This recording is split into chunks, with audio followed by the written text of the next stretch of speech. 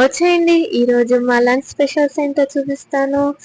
వేడి వేడి white rice ముందుగా, అండ్ నెక్స్ట్ గంగవాల్ పప్పు. మమ్మీ పచ్చిమిర్చి వేసి చేసింది గంగవాల్ పప్పు. చాలా బాగా చేస్తుంది మమ్మీ, ఏ పప్పు అయినా సరే.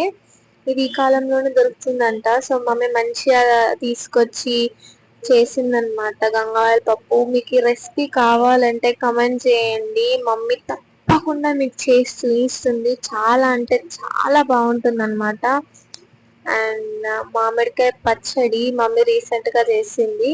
మీకు ఈ రెసిపీ కావాలంటే స్క్రీన్ మీద లింక్ ఉంటుంది, క్లిక్ చేసి చూసేయండి. ఇది దోసకాయ పచ్చడి, పచ్చి దోసకాయలతో చేసే పచ్చడి అన్నమాట ఇది.